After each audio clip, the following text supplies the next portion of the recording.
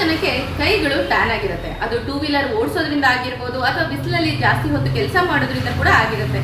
ಇನ್ನು ಕೆಲವರಿಗೆ ಮನೆ ಒಳಗಡೆ ಇದ್ರೂ ಕೂಡ UV ಲೈಟ್ ಎಫೆಕ್ಟ್ ಅಂತ ಹೇಳ್ತೀವಿ, ಹಂಗೆ ಆಗೋ ಚಾನ್ಸಸ್ ಇರುತ್ತೆ. ಸೊ ಓವರ್ ಆಲ್ ಹ್ಯಾಂಡ್ಸ್ಗೆ ಟ್ಯಾನ್ ಆಗಿರೋದನ್ನ ರಿಡ್ಯೂಸ್ ಮಾಡ್ಬೇಕಂತಂದ್ರೆ ಮನೇಲೆ ಈಸಿ ಆಗಿರುವಂಥ ಪ್ರಾಡಕ್ಟ್ಗಳನ್ನ ಯೂಸ್ ಮಾಡಿಕೊಂಡು ನಾವು ಡಿಟ್ಯಾನ್ ಅನ್ನ ಮಾಡ್ಬೋದು. ಎಲ್ಲದಕ್ಕಿಂತ ಮೊದಲನೇದಾಗಿ ತುಂಬಾ ಬಿಸಿಲಲ್ಲಿ ಹೋಗಿ ಬಂದ ತಕ್ಷಣನೇ ನೀವು ಸೋಪಲ್ಲಿ ವಾಶ್ ಮಾಡೋ ಬದಲಿಗೆ ಹುಳಿ ಮೊಸರಿಗೆ ಸ್ವಲ್ಪ ನಿಂಬೆ ರಸನ ಮಿಕ್ಸ್ ಮಾಡಿ ಅದರಲ್ಲಿ ಲೈಟ್ ಆಗಿ ಮಸಾಜ್ ಮಾಡಿ 10 ನಿಮಿಷ ಬಿಟ್ಟು ವಾಶ್ ಮಾಡಿದ್ರೆ ಇನ್ಸ್ಟೆಂಟ್ ಆಗಿ ಟ್ಯಾನ್ ರಿಡ್ಯೂಸ್ ಆಗ್ತಾ ಬರುತ್ತೆ.